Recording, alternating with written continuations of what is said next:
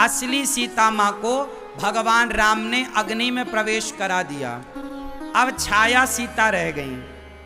राम जी ने कहा कि सीता कुछ लीला करनी है तो आप अग्नि में प्रवेश कर जाओ। सीता साक्षात लक्ष्मी है और भगवान का वास कहाँ होता है? आप लोग हवन करते हो ना, स्वाहा हवन करते हो। अग्नि किसका रूप है बताओ? भगवान ही अग्नि में रहते हैं। भगवान का स्वरूप है अग्नि। भगवान कहाँ रहते हैं? अग्नि में। भगवान कहाँ रहते हैं? जल में। भगवान कहाँ रहते हैं? वायु में। ये पांचों तत्व जो हैं, पृथ्वी जल वायु अग्नि आकाश, ये भगवान ही तत्व के रूप में प्रकट हैं। तो भगवान ही अग्नि, इसलिए जब आप हवन करते हो तो अग्नि भगवान का मुख है, तब तो आप हवन करके खिलाते हो ना भगवान को। हवन का मतलब क्या होता है? कि आप भगवान को भोग लगा रहे हैं। अग्नि भगवान का मुख है। बोलो हाँ कि ना? हवन कुंड में खीर बना के डाली जाती है कि नहीं? तो खीर तो मुंह में ही डाली जाएगी ना। तो इस भाव से हवन किया जाता है कि प्रभु हमारे इस पदार्थ को स्वीकार कर रहे हैं। बात समझ में आई? तो अग्नि भगवान का स्वरूप है। तो जब अग्नि भगवान का स्वरूप है तो भगवान की पत्नी तो अग्नि में वास करेंगी, इसमें क्या है? तो माता सीता अग्नि में वास कर गई, अग्नि में प्रवेश कर गई। और वो शक्ति है, कोई सामान्य महिला तो है नहीं। माता सीता अग्नि में प्रवेश कर गई। उस समय एक दूसरी सीता आ गई, छाया सीता, जिनका नाम था वेदवती। क्या नाम था? जोर से। इनकी भी एक कथा है, जरा सी सुना दूं आपको। वेदवती हिमालय में एक सरोवर के ऊपर, सरोवर में अपने शरीर को बिल्कुल हल्का करके कमल के पुष्प पर बैठकर अपने शरीर को बिल्कुल हल्का करके कमल पर बैठी और तपस्या कर रही थी। माता वेदवती।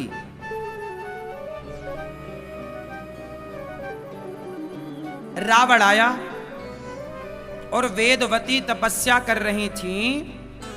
तो वेदवती को देखकर रावण बहुत प्रभावित हुआ। वाह कितनी सुंदर माता वेदवती, बड़ी सुंदर। ये वेदवती कौन है? ब्रह्मा जी की बेटी वेदवती, बड़ी सुंदर। तो रावण ने वेदवती की तपस्या भंग करी और बाल पकड़ लिए। रावण को जो सुंदर स्त्री दिखती थी वो पकड़ के लंका ले जाता था। जब वेदवती के बाल पकड़े रावण ने तो बालों को, उतने बालों को काट दिया माता वेदवती ने। तूने मेरे शरीर के जिस अंग को स्पर्श किया काट दिया। और क्रोध में आकर माता वेदवती ने श्राप दिया, रावण तूने मुझे स्पर्श किया है,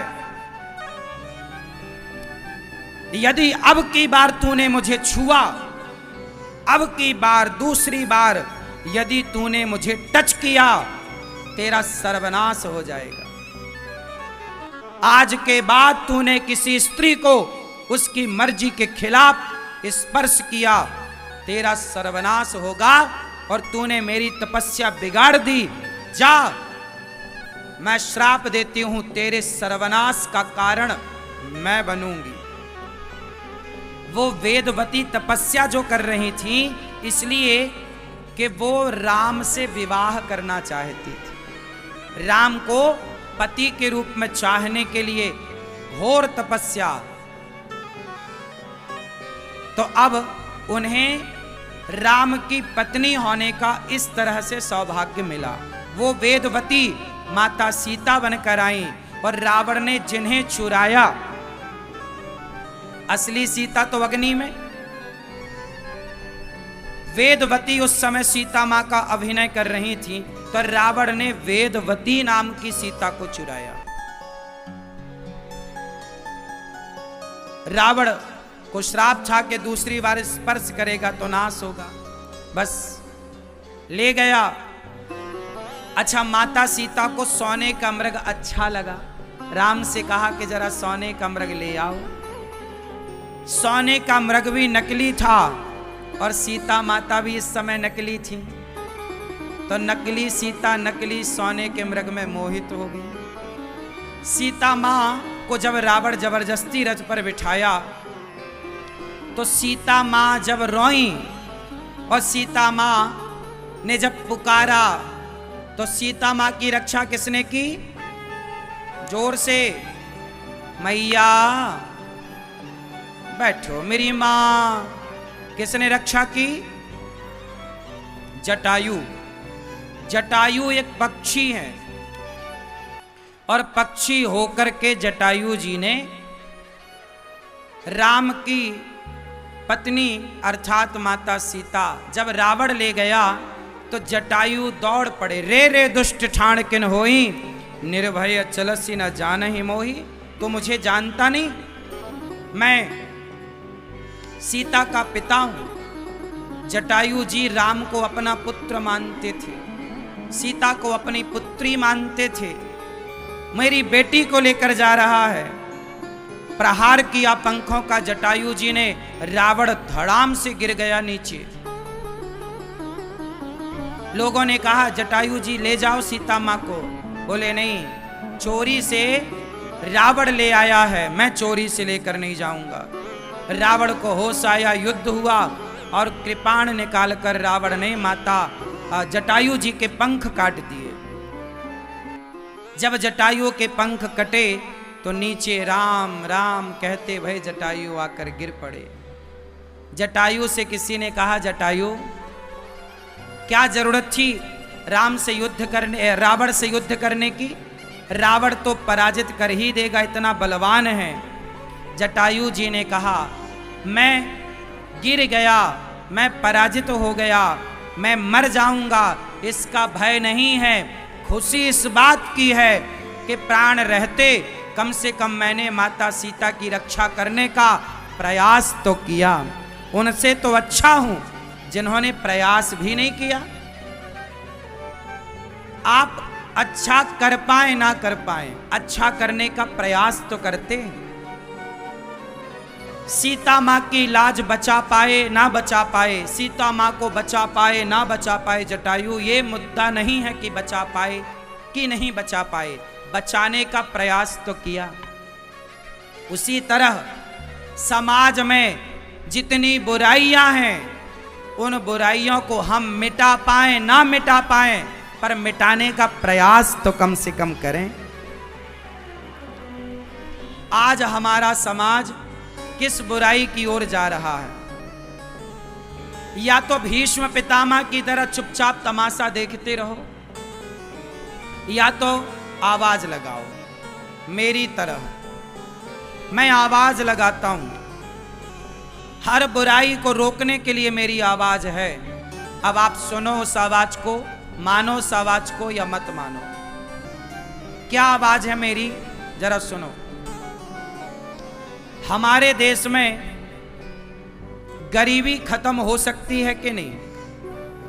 उत्तर दो। कैसे? कोई प्लान है आपके पास? मेरे पास एक प्लान है। हमारे देश का युवा, मेरे तरह नौजवान दोस्त और मेरी बहनें, एक छोटा सा हम काम कर सकते हैं। देखो, जटायु ने प्रयास तो किया, सफल नहीं हो पाए, अलग प्रयास तो किया। आओ हम एक छोटा प्रयास करते हैं। जैसे रावण से जटायु लड़े, आओ हम गरीबी से लड़ते हैं। कैसे लड़ेंगे? लड़ने का तरीका बताता हूं।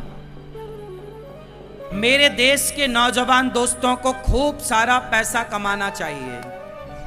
क्या कमाना चाहिए? खूब पैसा कमाओ, खूब तरक्की करो।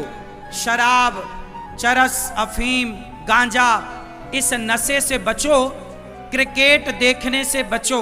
3 घंटे क्रिकेट देखकर, 3 घंटे मूवी देखकर, 3 घंटे सीरियल, फिर व्यर्थ की चीजें देखकर कुछ ना पाओगे।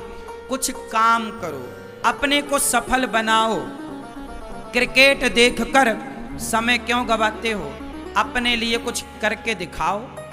पैसे कमाओ और पैसे कमाकर क्या करो? दीन दुखियों की सेवा करो। दिल्ली में कितने लोग फुटपाथ पर सोते हैं। यदि दिल्ली का नौजवान भाई जो क्लबों में जाके नशा कर रहा है, ये लोग नशे से बचकर कुछ मेहनत करके पैसे कमाएं और आप पैसा कमाओ, और फुटपाथ पर रहने वाले लोगों से देखो, पूछो, उनका बैकग्राउंड चेक करो। यदि वो यथार्थ में गरीब हैं तो आओ, उनके लिए बना के एक छोटा सा आप घर दे सकते हैं। उनकी बेटी का विवाह करा सकते हैं। उनके कपड़ा नहीं है तो आप कपड़ा दे सकते हैं। उनको रोजगार नहीं है तो आप उन्हें रोजगार दे सकते हैं। अपने फैक्ट्री पे, अपने काम में उन्हें लगा सकते हैं। आओ, इस तरह से हम गरीबी से लड़ें। पहले तो स्वयं को सफल बनाएं और सफल बनकर औरों को सफल बनाने का प्रयास करें। हम ही सफल ना हों, औरों को भी सफल बनाएं। देखो, मेरी उम्र के लड़के दिल्ली में कुछ लड़के शराब पी रहे हैं, कुछ लड़के नशा इत्यादि कर रहे हैं, और मैं जिस उम्र के लड़के नशा कर रहे हैं उस उम्र में ये दास अनिरुद्ध फुटपाथ पर पड़ी वृद्ध माओं को उठा उठा कर मैं गौरी गोपाल आश्रम लाकर माओं की सेवा करता हूं। 285 वृद्ध माताएं आज वर्तमान में गौरी गोपाल आश्रम में रहती हैं। यदि मेरी मेहनत करने से 285 माओं के सिर पर छाया और खाने को रोटी है, तो बताओ मेरा मेहनत करना सार्थक है कि नहीं? मैं भी नशा करता तो पड़ा रहता किसी गंदी नाली में। इसलिए मेरे दोस्तों, नशा से बचो, अपने को काबिल बनाओ, इतना काबिल बनाओ कि हम समाज के काम आ सकें। जरूरी नहीं है कि समाज की सेवा के लिए आप नेता बने, नहीं, हम सामान्य व्यक्ति होकर भी हम समाज की सेवा कर सकते हैं। सामान्य नागरिक होकर भी हम समाज की, राष्ट्र की सेवा कर सकते हैं। गौरी गोपाल आश्रम में एक गुरुकुल है जहां 150 बच्चे पढ़ते हैं। कितने बच्चे? 150 विद्यार्थी, जिनके किसी के माता नहीं, किसी का पिता नहीं, ऐसे गरीब परिवार के बच्चे 150 बच्चे पढ़ते हैं। यदि मेरी मेहनत करने से 150 बच्चों को गुरु परंपरा से, गुरुकुल, जिन गुरुकुलों को अंग्रेजों ने, मुगलों ने नष्ट किए, उन गुरुकुलों की स्थापना ये दास अनिरुद्ध ने की है। गुरुकुल में बच्चे पढ़ रहे हैं और 2 साल से, ये दूसरा साल है गुरुकुल का। गौरी गोपाल गुरुकुल पिछले वर्ष से चल रहा। पिछले वर्ष 100 बच्चे थे, इस साल 150 बच्चे हैं। यदि मेरी मेहनत करने से 150 बच्चों को शिक्षा मिल रही, और ये बच्चों को फ्री, कोई शुल्क नहीं, रहना फ्री, खाना, चाय, मतलब बच्चों को चाय नहीं देते, बच्चों को रहना, खाना, रात्रि का दूध, नाश्ता, कॉपी, किताब, बैग, सब फ्री। अब बताओ ये समाज की सेवा है कि नहीं? जोर से है। तो आपसे मेरी विनती है, इन सेवाओं से, जैसे जटायु जी ने माता सीता के लिए अपने पंख बढ़ाए, ऐसे गौरी गोपाल वृद्धाश्रम में रहने वाली वृद्ध माओं के लिए आप भी अपने हाथों को बढ़ाइए सहयोग के लिए, कि मैं भी किसी माँ का सहारा बनूंगी या बनूंगा। आप सबके सहयोग से गौरी गोपाल आश्रम में 400 से अधिक गौ माता हैं। गौरी गोपाल रसोई चलती है, कोई भी आओ, 30,000 लोग पर डे भोजन करते हैं गौरी गोपाल आश्रम में। कितने लोग? जोर से 30,000 लोग। आप में से कितने लोगों ने अपनी आंखों से देखा गौरी गोपाल की सेवाओं को? मैं झूठ कह रहा हूं कि सही कह रहा हूं? सत्य की असत्य? आप आओ और अपनी आंखों से देखो। गौरी गोपाल आश्रम आकर वहाँ 30,000 लोगों को भरपेट भोजन, कोई भी धाम में आता है प्रसाद पाने गौरी गोपाल, मेरी मेहनत करने से यदि 30,000 लोगों को पेट भर भोजन मिले तो बुरा क्या है। हजारों फुटपाथ पर सोने वाले संतों को पेट भर भोजन मिलता है गौरी गोपाल आश्रम। मेरी मेहनत करने से हजारों संतों का पेट भर रहा है तो बुराई क्या है। याद रखना भक्तों, आपके द्वारा किया गया पाप और आपके द्वारा किया गया पुण्य, बताओ पाप भारी पड़ता है कि पुण्य भारी पड़ता है। एक छोटा सा पुण्य करोड़ों जन्मों के पाप पर भारी पड़ जाता है। हमारे पुण्य से पाप नष्ट हो जाता है, इसलिए पुण्य की श्रृंखला से जुड़ो। और मैंने जटायु जी से सीखा, जटायु जी के प्रसंग में गोस्वामी जी कहते हैं, पर हित बस जिनके मन माही, जो समाज की रक्षा के लिए चलता है भगवान उसकी रक्षा के लिए सदा साथ रहते हैं। जो समाज की सेवा करता है, दीन दुखियों की रोटी देकर, कपड़ा देकर, भोजन देकर, छाया देकर सेवा करता है, भगवान कहते हैं मैं सदा उसके